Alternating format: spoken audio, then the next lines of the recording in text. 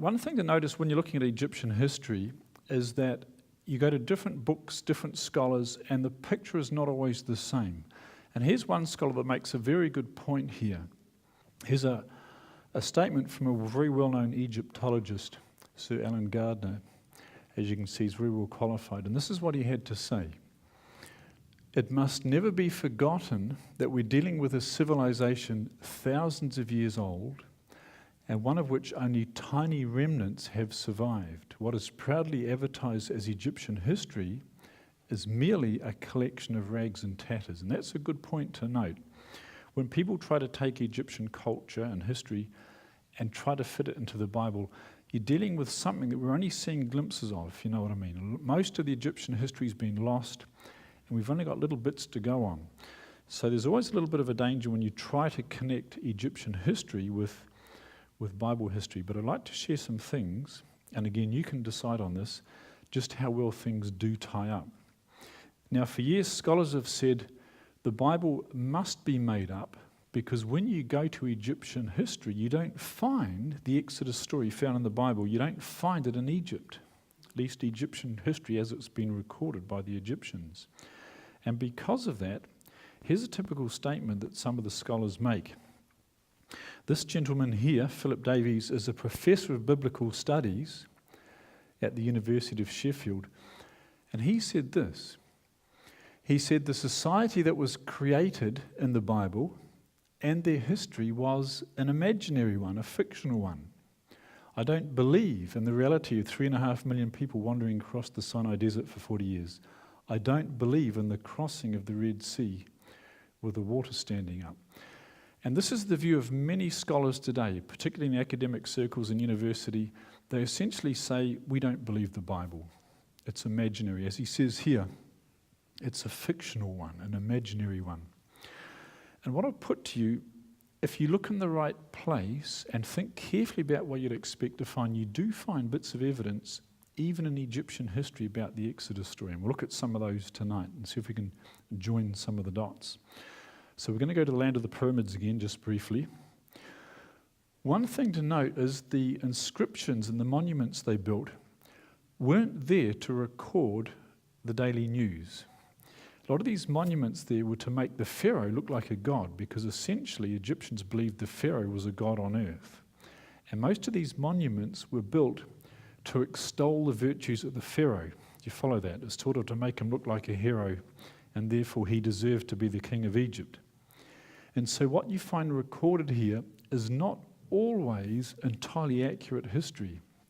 In fact, there's accounts on some of these, like a particular pharaoh conquering the Hittites and winning many victories. But when you go to the Hittite records, you actually find out that the pharaoh lost some of these battles. So you've got to be careful. You have to compare one group of records with another, and you find they don't always match up. Now, if we go back to the story of the Exodus, when Moses went to meet Pharaoh, you remember the story how Pharaoh refused to let God's people go?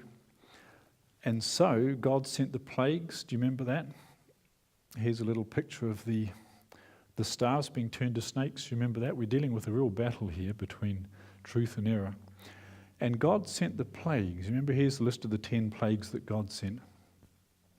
Now, these were devastating. If you go through the plagues and look at them, they absolutely devastated Egypt. Like the locusts, it says, basically consumed everything that was living on the ground. You had hail mingled with fire. You had the cattle getting diseases. And of course, the last one, all the firstborn were slain. These plagues devastated Egypt. Now, you'd think you'd find some record somewhere of this event. And you do, not on the stone monuments, but in the papyrus records. Now, the papyrus was built from this plant that used to grow in the Nile. It's not in Egypt anymore. That's an interesting Bible prophecy that papyrus would cease from the land of Egypt. But back in the time of the Exodus, they used to use papyrus for records. You can go to Egypt today and see how they, even today, for the tourists, they make up papyrus sheets by taking strips of the papyrus plant and they roll it out and weave it together, make paper. And I'd like to share with you a papyrus that's found in Holland, in the Leiden Museum there, Leiden, Netherlands, the Dutch Museum of Antiquities, There's the papyrus called the Ipuwer papyrus. Has anyone heard of the Ipuwer papyrus? Maybe not. Well, when you look at the translation of this, it's very interesting when you compare what the Bible had to say about the Exodus. First of all, let's look at some Bible verses that described what was going on in Egypt at the time, and you compare that with what this papyrus reported. It's quite interesting. Remember in Exodus chapter 7, it talked about how Moses lifted up his rod and smote the waters, and all the waters that were in the river were turned to blood. And it said the Egyptians digged round about the river for water to drink because they couldn't drink the river water. Now this papyrus, which you can see in the museum in Holland, talks about pestilences throughout the land, blood is everywhere, and it goes on to say the river, which is the Nile, is blood. Men shrink and thirst after water. Now that's interesting. Someone might say, well, that's a coincidence. And some scholars try to write these off as, well, it's just a coincidence, or maybe there was a flood and the water got discoloured. But some of the details you'll see as we go on are very specific. The Bible talked about a plague upon the cattle, the horses, the asses, the camels, the oxen, and the sheep, a very grievous plague. This papyrus talked about all animals, their hearts weep, cattle moan. So something was happening with the cattle when this papyrus is recorded. Now here's a very interesting one. The Bible talks about hail coming down, and it says fire ran along upon the ground. Very intriguing. That's not normal hail, is it? And it says, so there was hail and fire mingled with the hail, very grievous. Now it's obviously not normal hail that we see today, is it? But have a look at what this papyrus recorded. Very intriguing. It says the fire ran along the ground. There was hail and fire mingled with the hail. Very intriguing. That's almost a direct quote from the Bible. And this is from an Egyptian record that has nothing to do with the Bible. And it goes on here to talk about how columns and walls are consumed by fire. Interesting. It talked about the plague of locusts in the Bible. They covered the whole face of the earth, so the land was darkened. And they ate every herb and all the fruit. And it says, there remained not any green thing in the trees. So these locusts just stripped everything bare. This papyrus talked about no fruit nor herbs are found. It talks about trees are destroyed and the branches are stripped off. And it mentions a noise. It says, oh, that the earth would cease from noise and tumult. Uproar be no more. That maybe was the beating of the wings, these clouds and clouds of locusts. The Bible talked about a thick darkness in the land for 3 days. And it's interesting, this papyrus records something very similar. It says, the land is without light. Then, of course, the last plague, the most devastating of all. It talks about all the firstborn in the land of Egypt shall die. Of course, except where they put the blood on the doorposts, as you may recall. And what happened? This struck Egypt very severely. Even Pharaoh, his firstborn died. It says, Pharaoh rose up in the night, he and all his servants and all the Egyptians, and there was a great cry in Egypt, for there was not a house where there was not one dead. Every family in Egypt had been afflicted by this plague. And this papyrus seems to report the same event. It says, he who places his brother in the ground is everywhere. Groanings throughout the land mingled with lamentations. Forsooth, the children of princes are dashed against the walls. The children of princes are cast out in the streets. That seems to be a reference to the same thing. And then what happened when Pharaoh finally said, go, leave the land? You remember what the Hebrews did? They'd been slaves for many years. And they went and collected their pay, so to speak. And it says, they requested from the Egyptians silver and gold items and clothing. And the Lord gave the people favour in the sight of the Egyptians. And they gave them whatever they wanted. So they plundered Egypt. It's interesting to see what this papyrus says. It says, the plunderer is everywhere.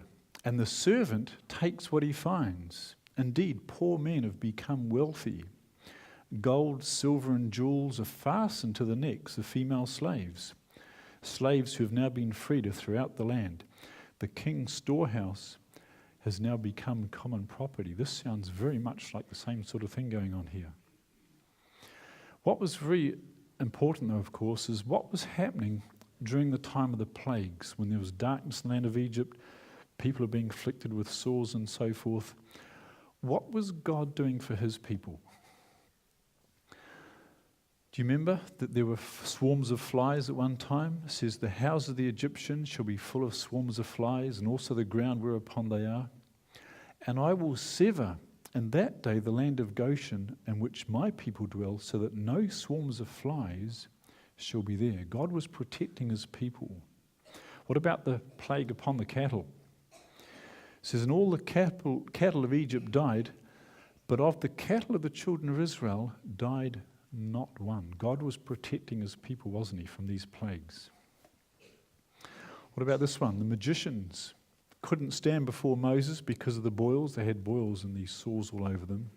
For the boil was upon the magicians and upon all the Egyptians, but not upon God's people.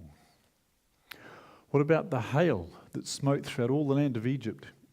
Only in the land of Goshen, where the children of Israel were, was there no hail. Once again, God preserved his people during the time of these plagues. And what about when darkness covered the land of Egypt?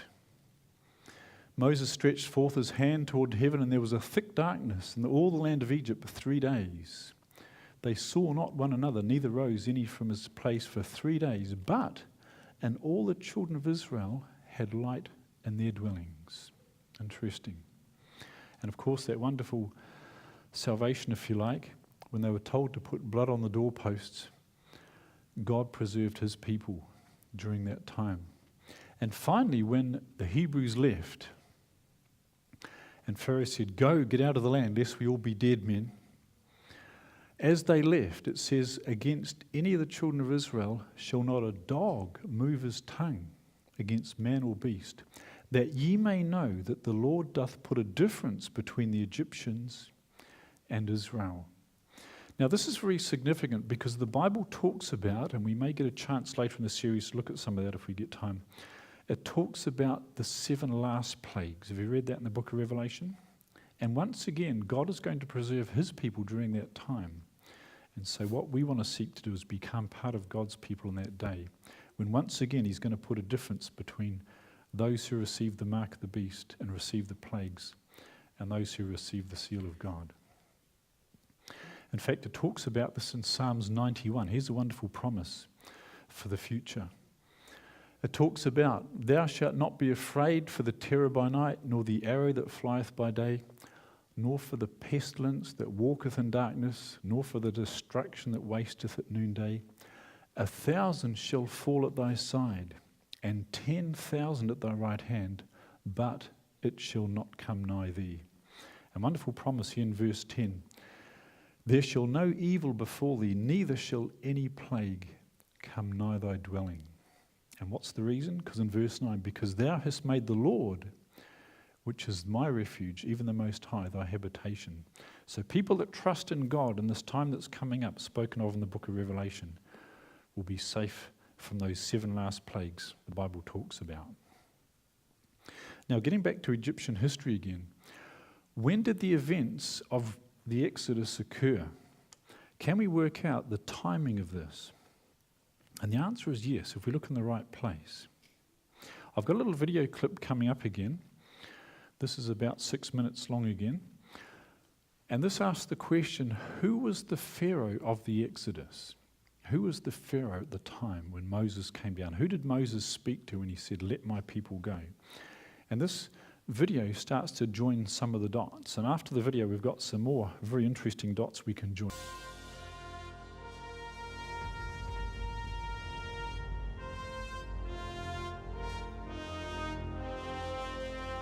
While a body of archaeological evidence supports the historical validity of the Exodus, speculation still surrounds the true identity of the Pharaoh responsible for the Hebrews' bondage and flight from Egypt.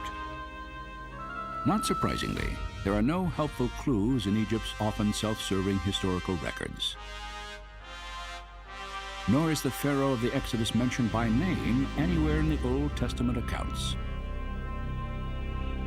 However, Despite the lack of direct evidence, scholars continue their attempts to define the key personalities of the Exodus narrative. And during the past century, two conflicting theories have emerged. They are based on what is now known as the early and late dates of the Exodus.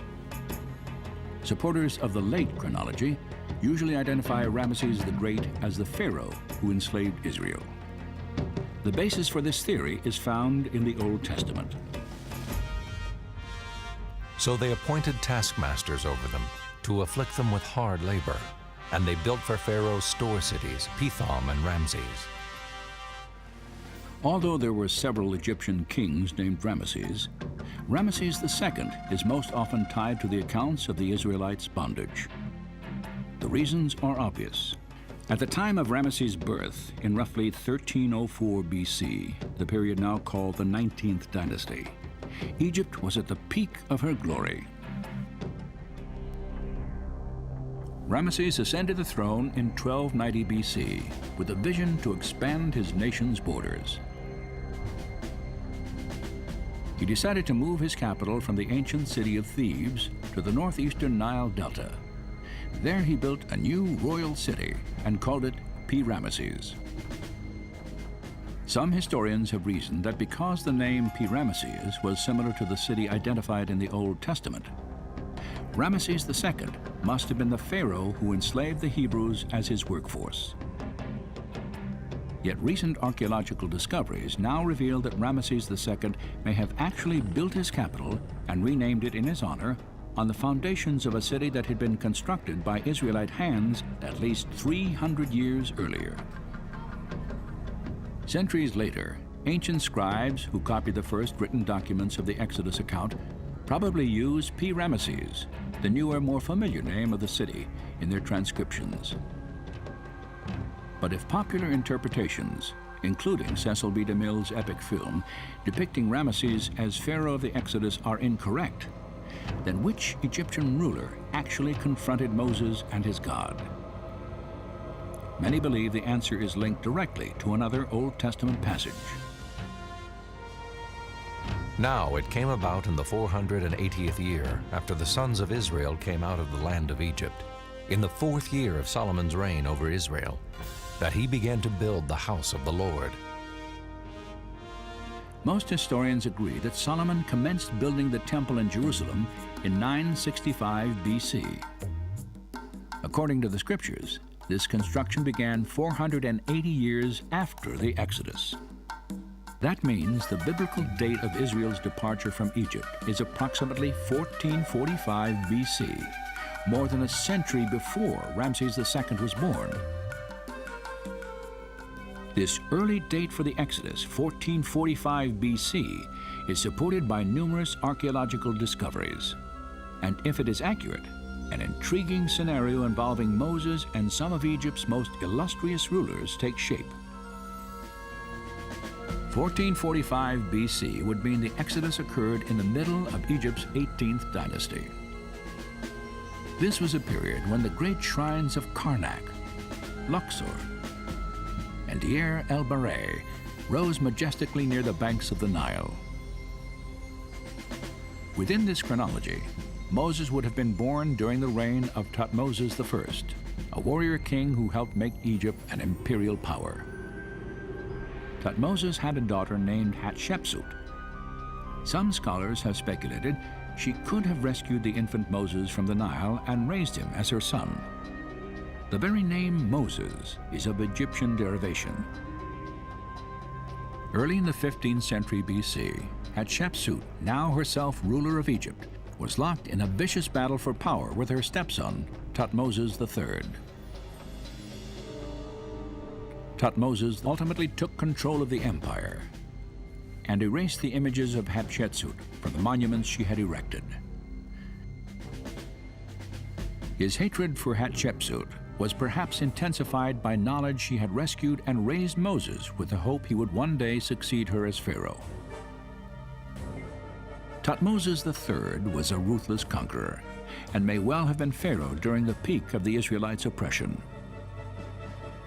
Some scholars have speculated that he also pursued the Israelites into the Red Sea, for the length of Thutmose' reign and the date of his death coincide almost perfectly with the early biblical chronology. Was Thutmose III the pharaoh of the Exodus?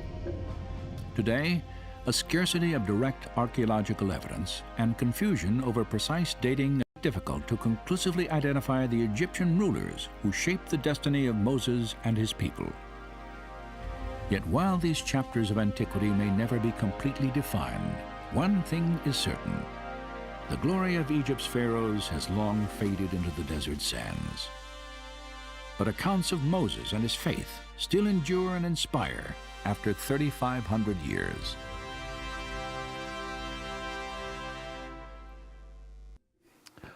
Okay, well, I hope you enjoyed that. A little bit of an overview. And that little clip brought out some very, very good points. For example, you might have seen that the Bible actually gives a date for the time of the Exodus, counting back from the 4th year of Solomon's reign. Here's the verse, 1 Kings chapter 6, verse 1. The 4th year of Solomon's reign, and that the year that he began to build the house of the Lord, was the 480th year after the children of Israel would come out of the land of Egypt. And we know we're on solid ground if we go on what the Bible says.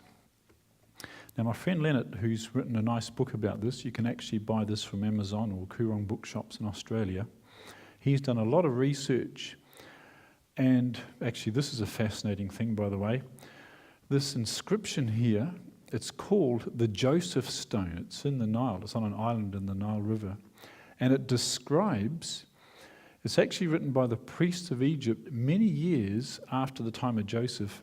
And it's saying we should not have to pay tax because in the time of the 7 years famine, Pharaoh Joseph exempted us from tax. And if you look up the Bible story of the story of Joseph, that's almost a direct quote from that. Very interesting. It's called the Joseph Stone. And this is Leonard, myself, and Noah's Ark. We'll talk about that site next week. But in his book, he has a very nice little chart which shows this.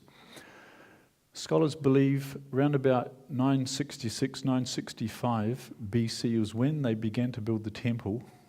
Solomon began to reign about 970. So you count back 480 years and it takes you to around about 1446, 1445 BC. And that takes you to the time in the Egyptian dynasties where you had Hatshepsut, and that fits very nicely that she was the daughter of the Pharaoh and she adopted Moses. And if you fit biblical chronology in here, Moses spent 40 years in the land of Midian, and work out who was Pharaoh when he came back 40 years later. We come to a very interesting period in Egyptian history. Now the Egyptians had a system of co-regency. You had Pharaoh ruling on the throne at Thebes, and his eldest son, or the crown prince, if you like, ruled in Memphis. And the titles would change. When they were crown prince, they were given one name, and when they became the pharaoh, they received another name. It's a little bit like you can think about the system we have in the New Zealand monarchy system. You have Prince Charles, who's the Prince of Wales. You've probably heard of that. But one day, his title will change from Prince of Wales into what? The King of England. Do you understand? His title will change, although it's the same person. And apparently, the Egyptians did the same thing. Crown Prince Thutmose IV became Amenhotep III, and his son was Tutankhamun. Now again, different scholars have different ideas. Sometimes they swap these people around, so this is not necessarily in concrete, but this is one way that the dots join very, very nicely. For example, Thutmose IV changed his name. His title became Amenhotep III when he became Pharaoh. Now, if you go to the Sphinx, between the legs of the Sphinx is this enormous stone stele, and there's an inscription on here written by Thutmose IV. And he claims on this stone that one day he was sleeping by the Sphinx, and the Sphinx spoke to him in a dream. And the Sphinx said to him, "If you clear the sand away from me, I will make you Pharaoh."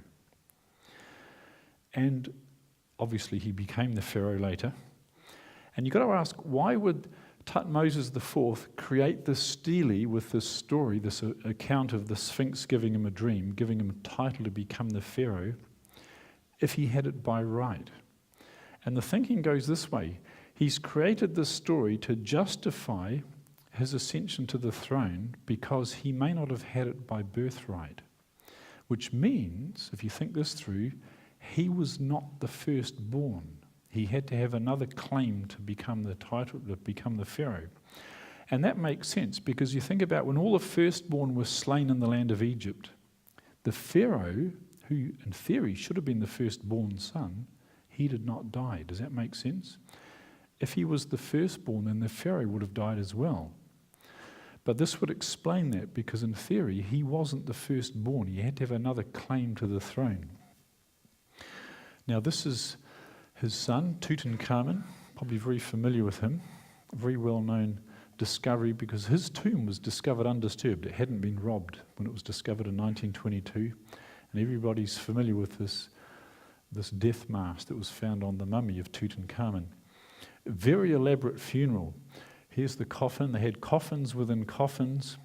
And some of the items that were discovered in his tomb are quite amazing. If you ever get to Egypt and go to the Cairo Museum, you'll see all these things. Because in their thinking, when somebody died and they wanted to take these items into the next life, it had to be buried with him. So this is all his earthly treasure that he was going to take with him into the next life, had to be put in the tomb with him. And so his tomb was full of interesting items.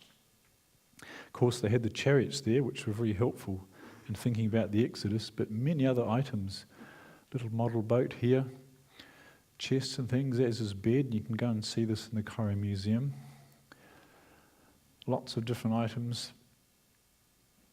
A lot of it was gold. There's another bed or couch that he had. Here's his throne. And there's another shot of his throne there with Tutankhamun and his wife there. Second gold coffin, all made of gold. Quite remarkable. And inside that was another coffin made of solid gold. And if you look in the Cairo Museum today, you'll see these gold items. They used to wear these little handcuffs. Here's some more items. A gold dagger. And this was an iron dagger, cast iron. That was very valuable because iron was very hard to make. So that was looked after. There's his jandals, if you like, made of gold. And the little caps they put on his fingers. This is Tutankhamun himself.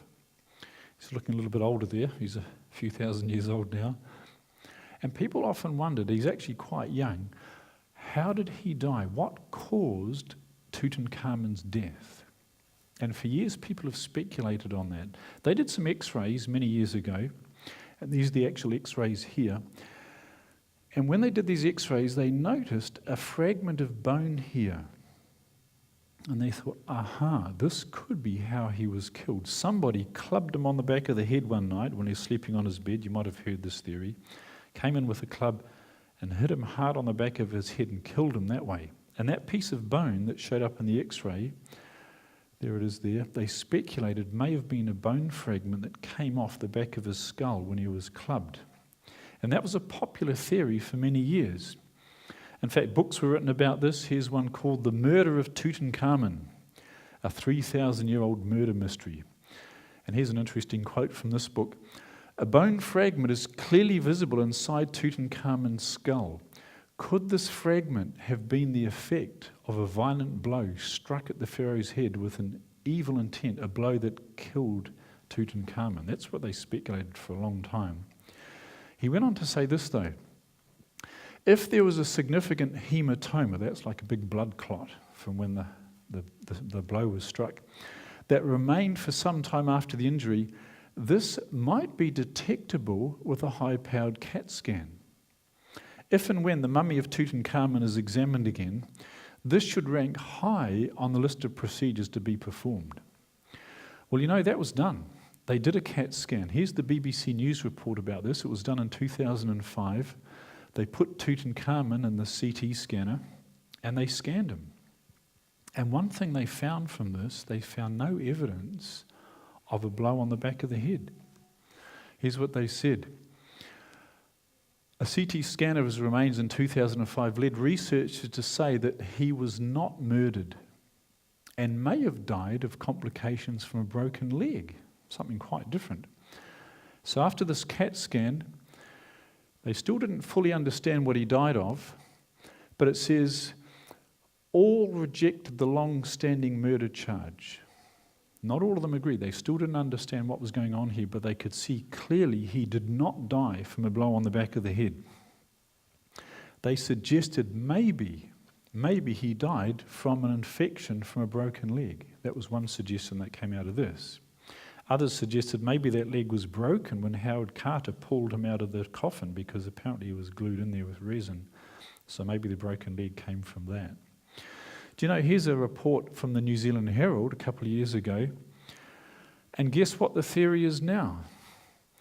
King Tut died of malaria.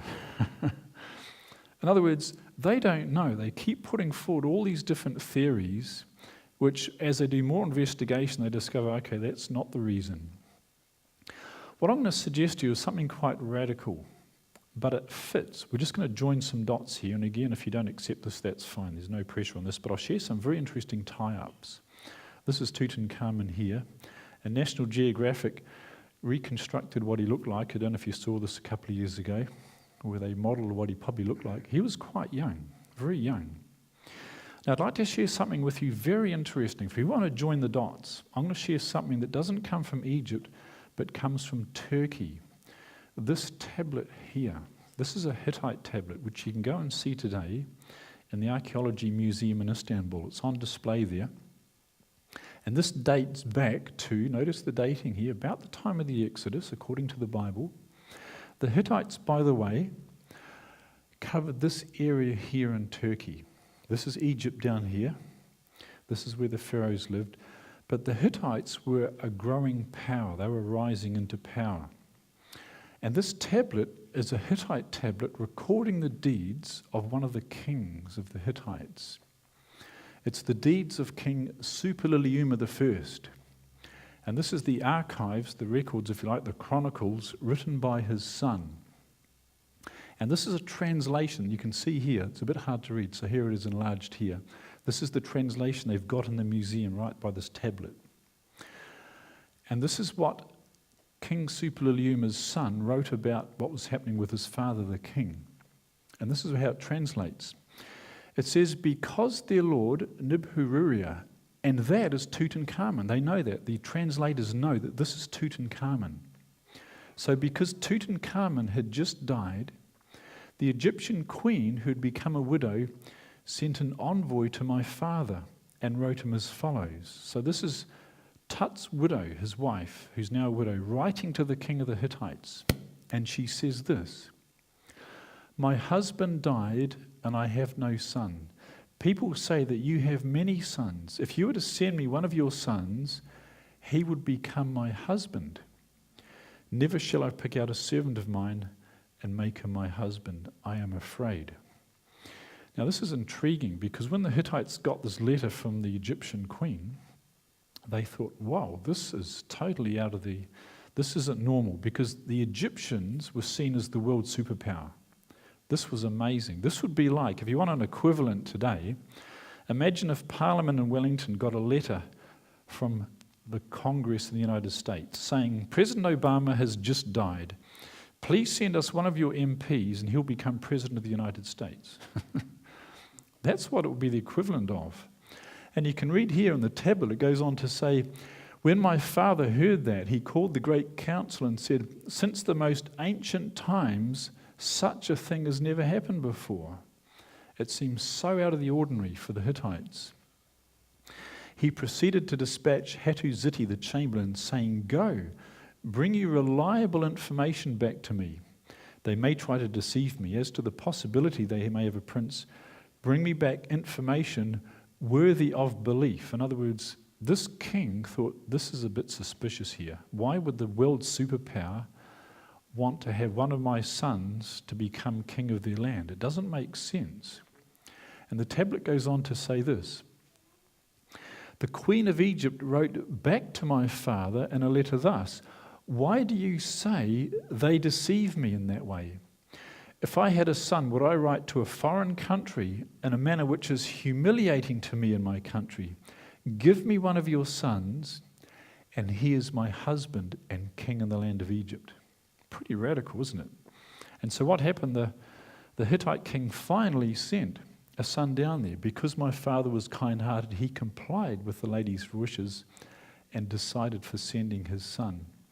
And the tablet in the museum, the little plaque in the museum, not the tablet, but the plaque next to it, says, from another text, we know that the Hittite prince never reached Egypt, but was murdered along the way. Something was going on in Egypt at this time. There was a power struggle going on. Can you see this?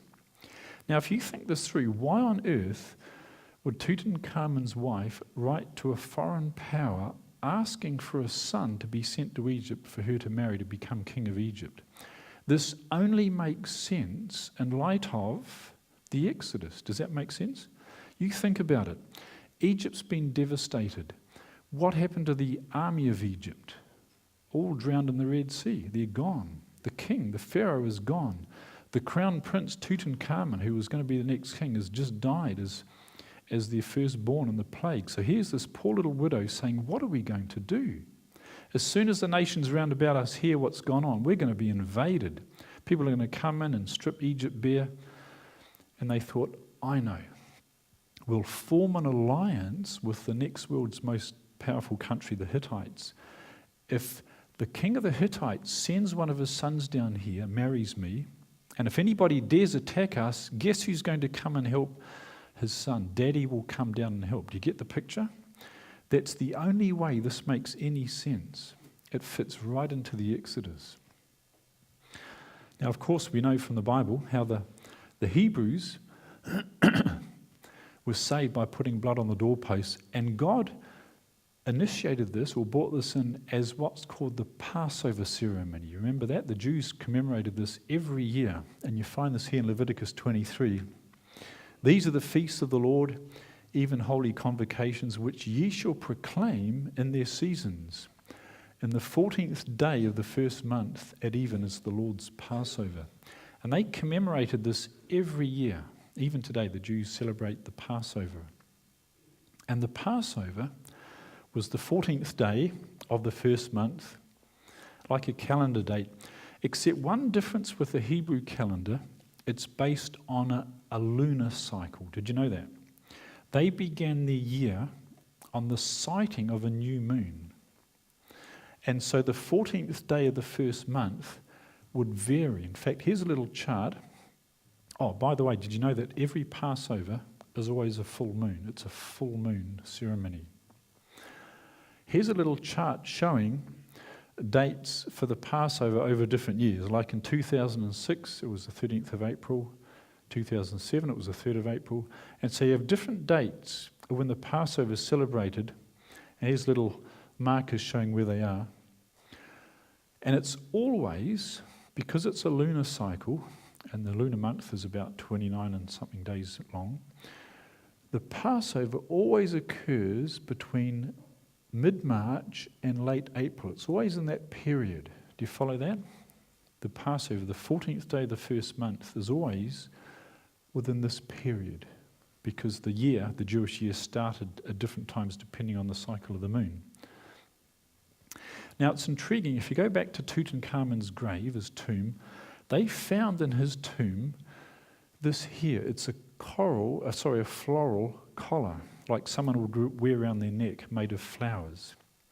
And it's intriguing. If you look on the Luxor government website here, where it describes this is off the Egyptian government website, it says this: by examining the floral wreaths, they were able to establish the burial season of the sovereign between, and notice this, mid-March and late April. And how did they know that? It says because botanists recognized cornflowers, bittersweets, and mandrakes which blossomed during that period. So in other words, based on the type of flowers here, they could tell, we know what time of year Tutankhamun died. And they state it was between mid-March and late April. How intriguing. When does the Passover occur? Between mid-March and late April. Tutankhamun died, and I'm not saying this is proof, but it's another dot that joins, if you follow what I mean, that Tutankhamun died at the same time of the year that the Jews today celebrate the Passover. It's not proof, but it's just another little dot that joins up that suggests strongly Tutankhamun could well have been the firstborn of the Pharaoh who died in that 10th plague, and then his father drowned in the Red Sea, chasing the Hebrews. Something intriguing to continue studying. And when he was buried, all the things that were buried with him were there for the afterlife. Now that raises a question that we want to have a look at for the rest of the evening. What does happen when you die? Did Tutankhamun take these things with him to the afterlife? If they did, why are they still there? And where is Tutankhamun? In fact, belief about the afterlife has inspired so many different things. Essentially, the pyramids were built to prepare the Pharaoh for the next afterlife. And so many buildings around the world are there, like who's familiar with the Taj Mahal? Again, this was built as a memorial, as a monument to a dead princess. There's so much belief about the afterlife. What is the truth about happens? What happens when you die? Is there an afterlife? And where do we go when we pass away? Is death the end? Well, what we want to do is have a look through the Bible and have a really good look at that question, because it's so important for us today. Is the soul immortal, or is there a resurrection? Very important question. And what is the mystery of death? And can we communicate with the dead? Many people claim to be able to communicate with the dead. Did you know that? You've probably heard of seances where people get around a dark table with a candle and they supposedly talk with people that have died and talk to people who have passed to the other side. Have you heard of that? Very popular. It's a growing thing. So what we want to ask, and people who have done this have had very real experiences. They've been told things by supposedly spirits that only the dead person who's passed on would have known, at least as far as they knew. So what's the story here? Who are they actually communicating with? So we need to ask some questions. We want to answer these from the Bible. Do the dead actually live on? With whom are spirit mediums actually communicating? What actually happens when one dies, and what does the Bible teach? Do you believe we can trust the Bible? Do you believe that if we stand on what this says, we can test everything by this? I hope you do, because I certainly do. We should believe this before we believe our eyes. Does that make sense? Like we shared the other day, when Jesus revealed himself to his disciples, first of all, he gave them a Bible study before he revealed who he was, because he wants people to be grounded in his word. So let's have a look at what the Bible teaches. What did Jesus liken death to? Let's start real basic and real simple. What did Jesus liken death to? Well, there's a wonderful story in the Gospel of Mark, chapter 5. Jesus had just come across the Sea of Galilee, and as he landed and as he got out of the boat up into the town there, it says, "Behold, there cometh one of the rulers of the synagogue, Jairus by name, and besought him greatly, saying, My little daughter lieth at the point of death. I pray thee, come and lay thy hands on her, that she may be healed, and she shall live." So here's this leader of the synagogue, had a little daughter, 12 years old we find out later, very sick, and he's pleading with Jesus, "Please come and save my daughter before she dies." Then something sad happened. While he yet spake, there came from the ruler of the synagogue's house certain which said, "Thy daughter is dead. She passed away. She didn't make it. Why troublest thou the master any further?"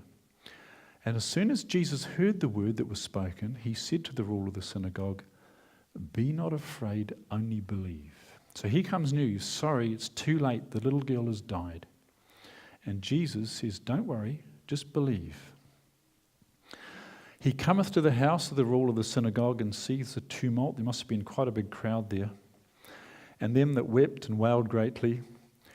And when he was come in, he says unto them, Why make ye this ado and weep? The damsel is not dead, but sleepeth. Now what had happened to the little girl? Was she just asleep? No, she was dead. In fact, people, it says they laughed him to scorn. They thought, this guy doesn't know what he's talking about. This girl has just died. She's dead. She's not sleeping. But what happened? But when he had put them all out, in other words, he said, come on, get out of here, you guys. He taketh the father and the mother of the damsel, And then that were with him, and entered into where the damsel was lying.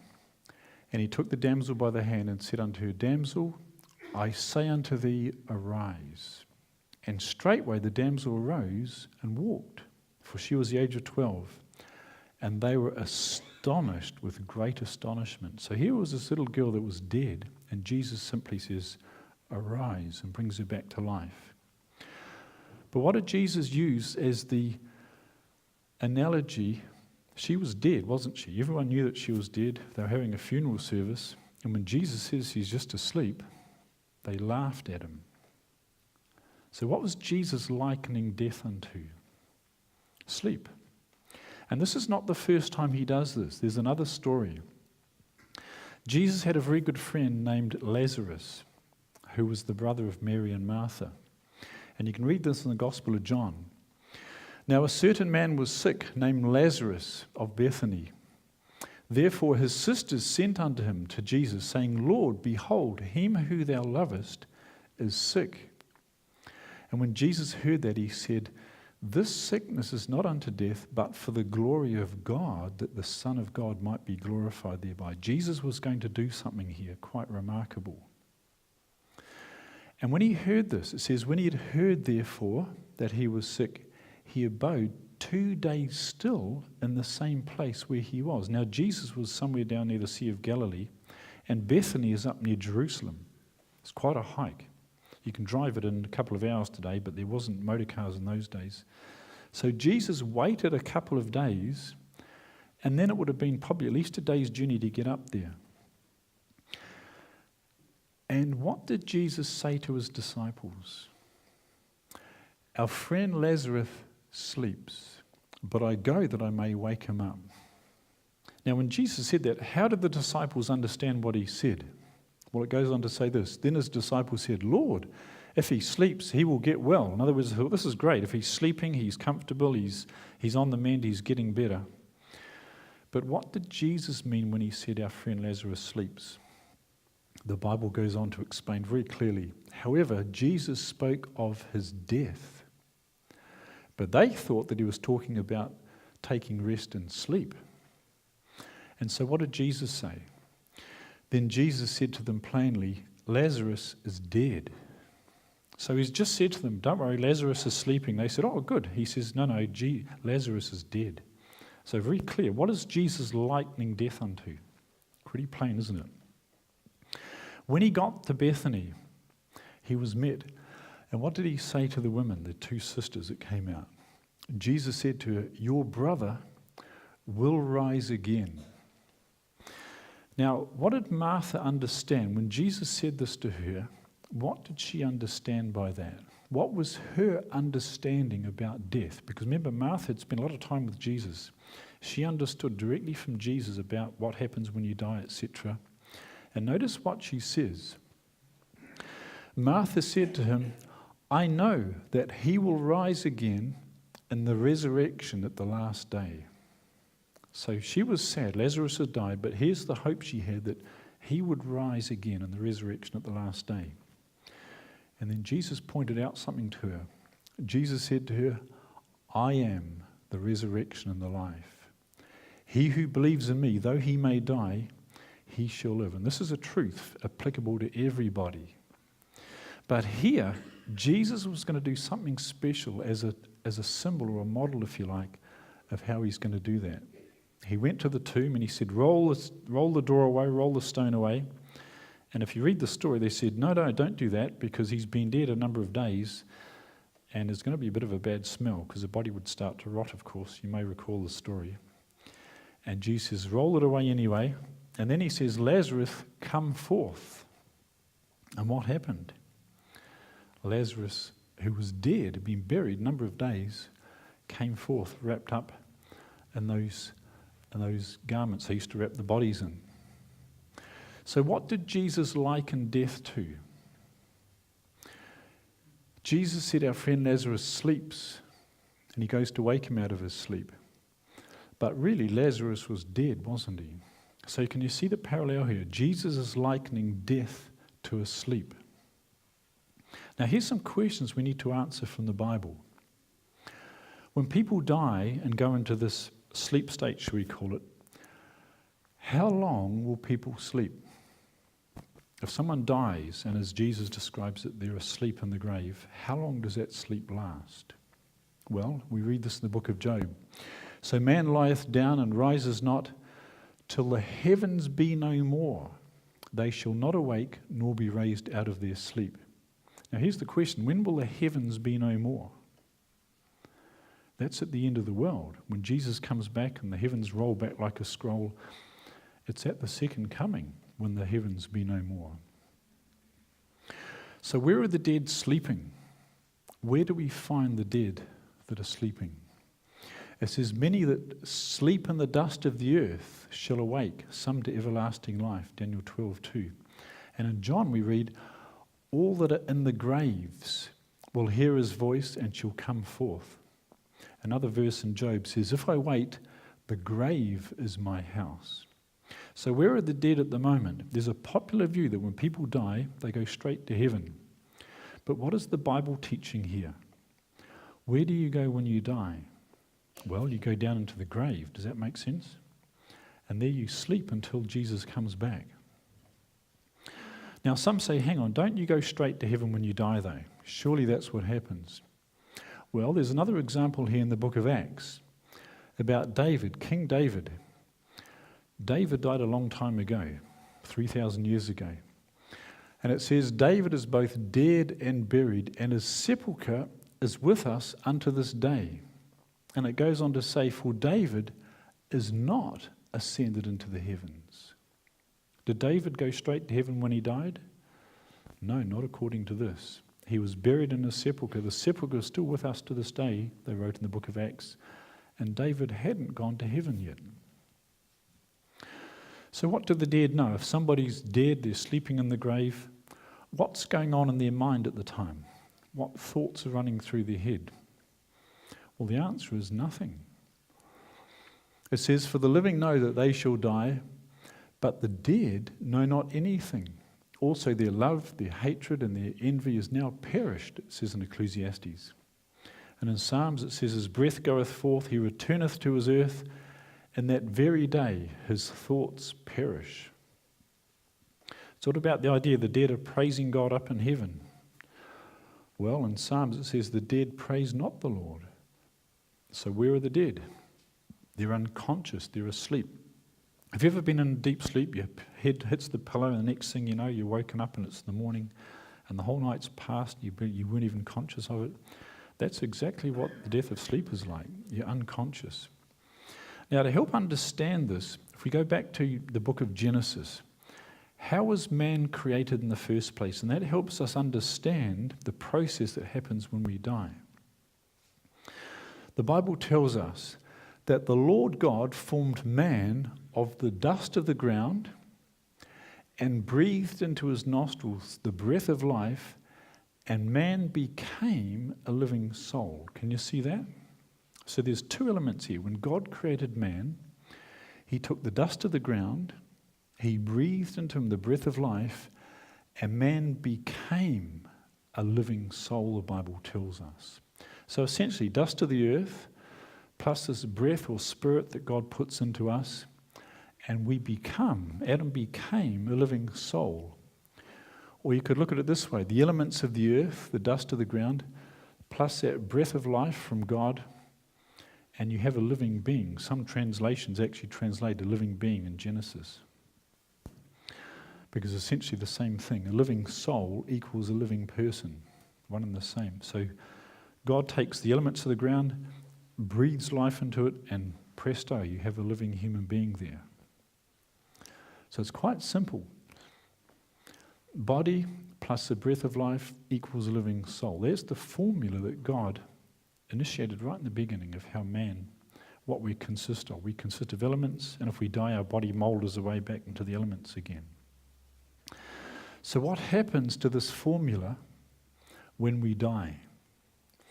Well, it's interesting. God said to Adam, dust thou art, and unto dust thou shalt return. Remember, after they sinned and they lost eternal life, one of the things God said to them was, you came from dust and you're going to go back to dust. And here the Bible spells this out. Psalms, thou hidest thy face, they are troubled. Thou takest away their breath, they die and return to their dust. That's echoing exactly the same thing from Genesis. Another one, Ecclesiastes. Then shall the dust return to the earth as it was, and the spirit, which literally means breath, it's Hebrew ruach, shall return unto God who gave it. So that's what happens.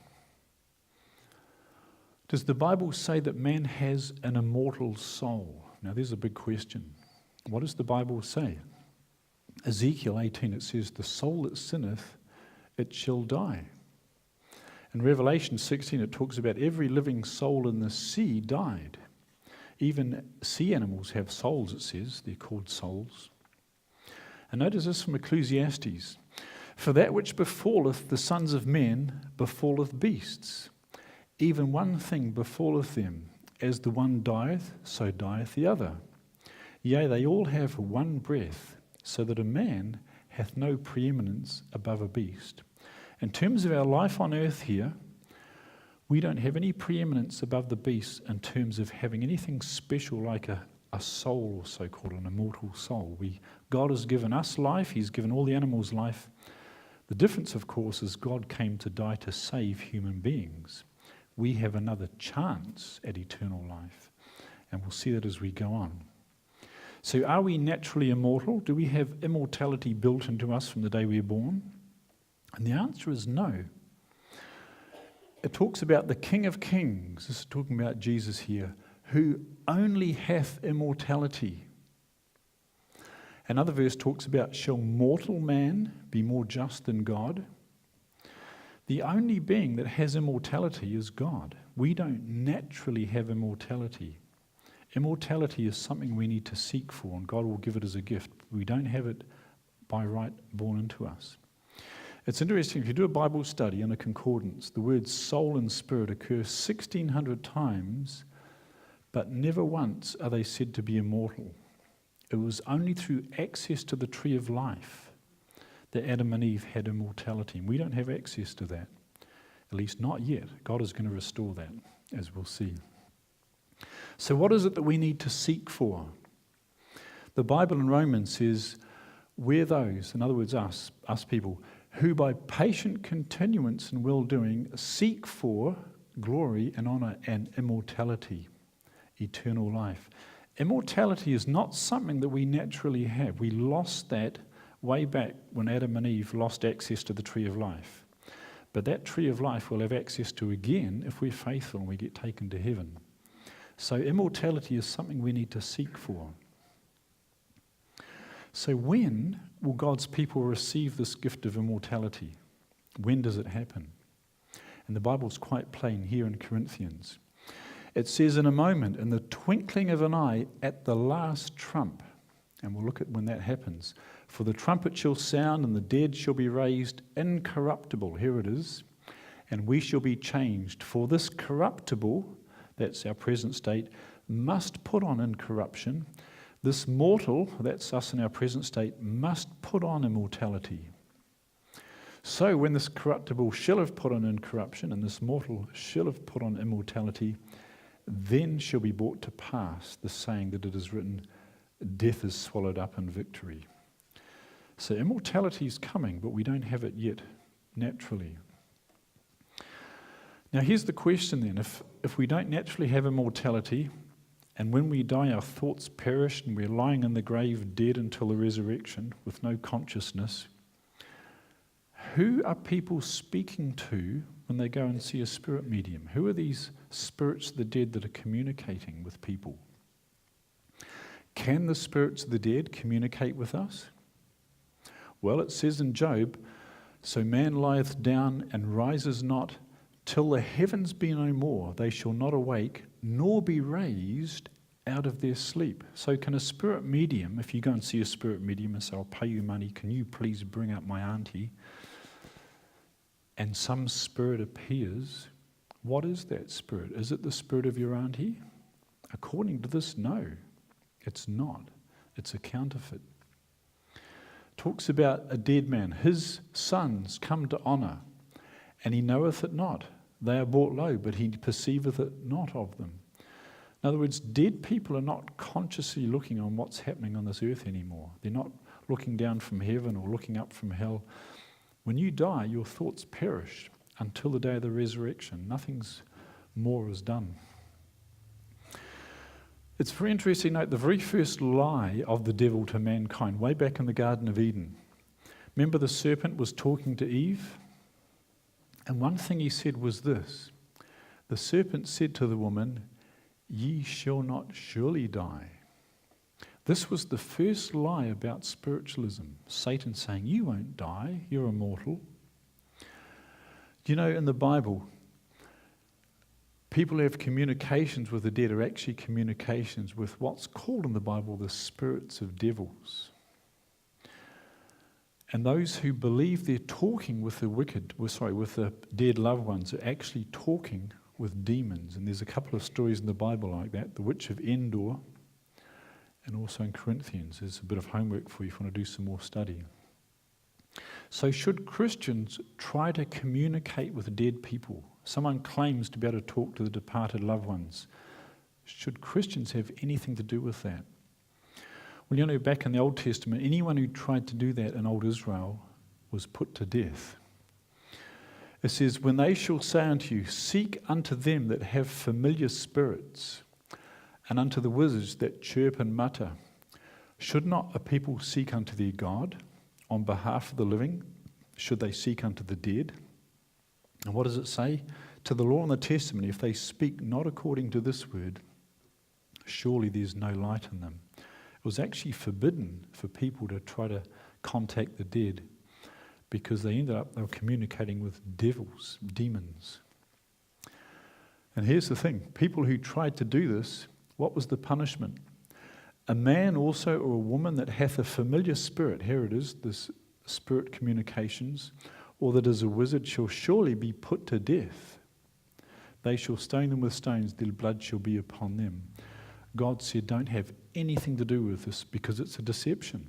Anyone who claims to be able to communicate with the dead, put them to death because they're dealing with the devils.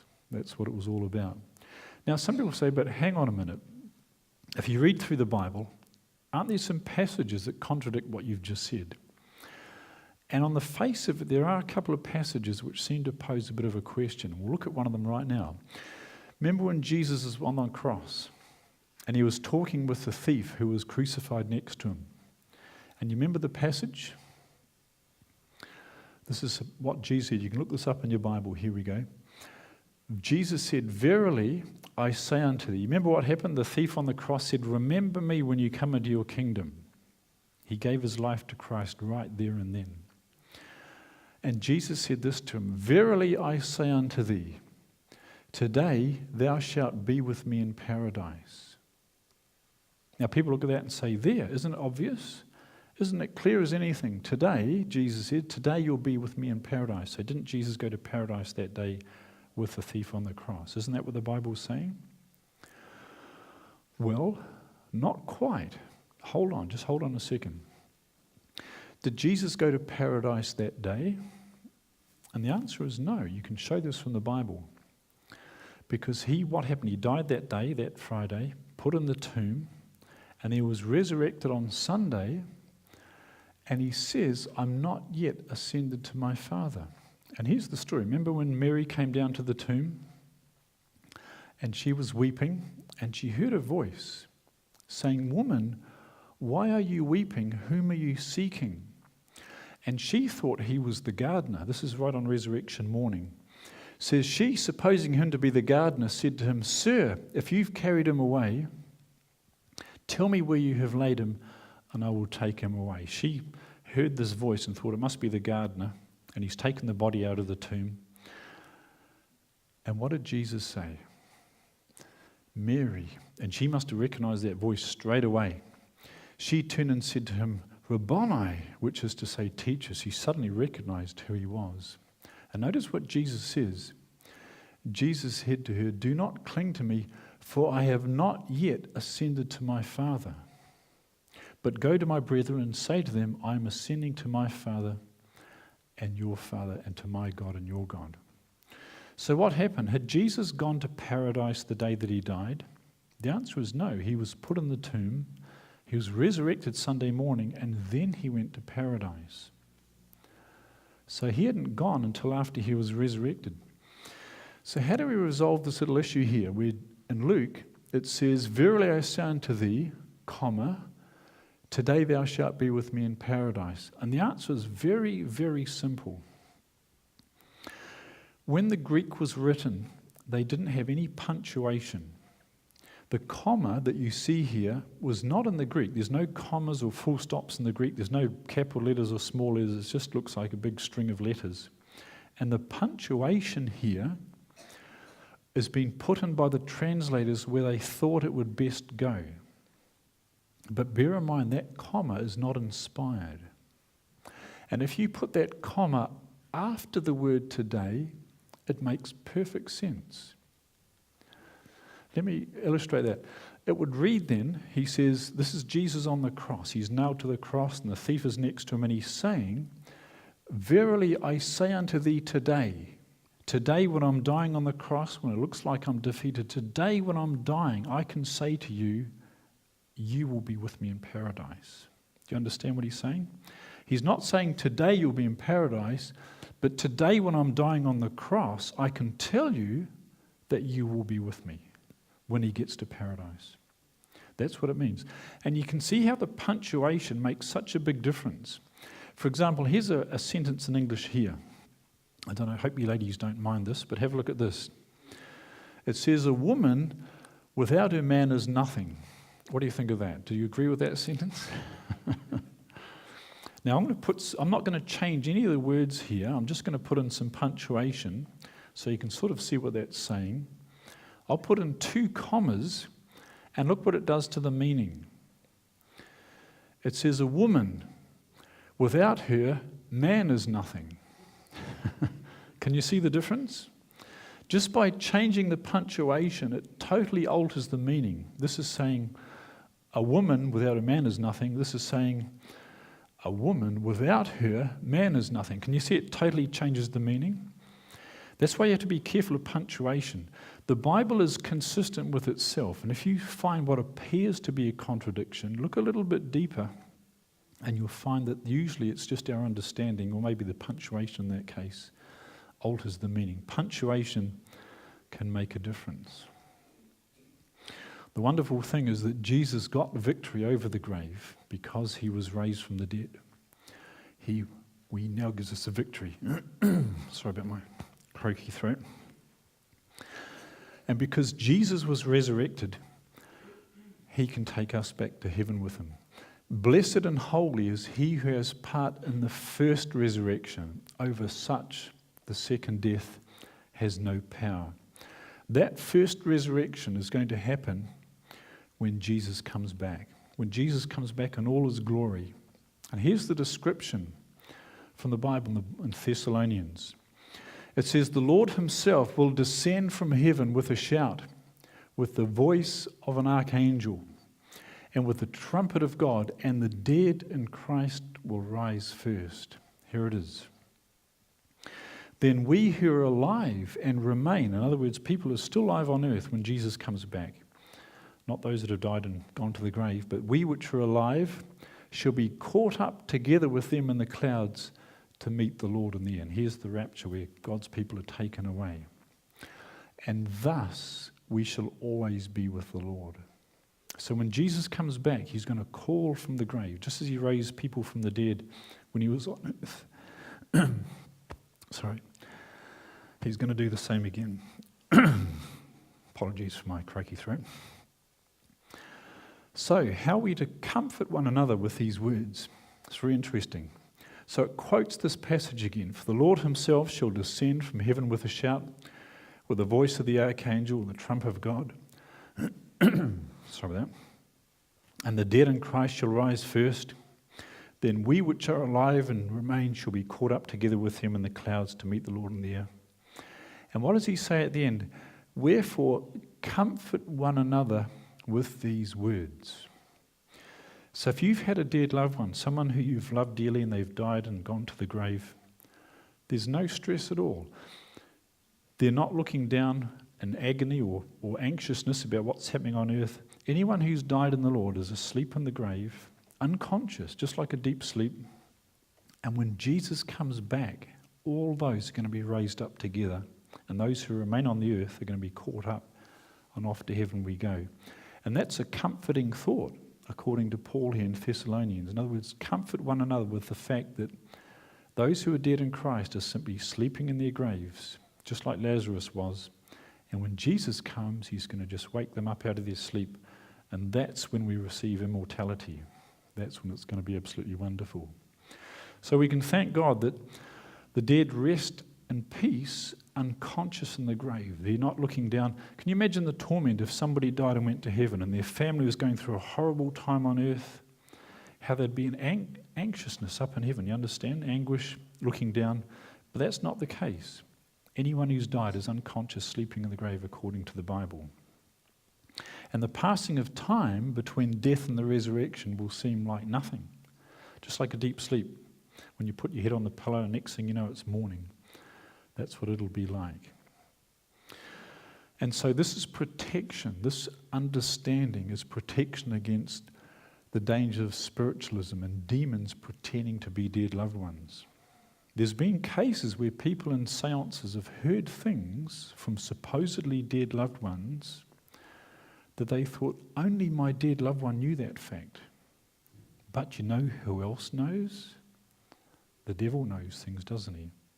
The devil can pretend to mimic dead loved ones. But if we know the truth, the dead are not conscious, they're asleep in the grave. Anyone who claims to talk to dead people are not talking to the dead people at all. It's demonic counterfeit, then we're safe from that.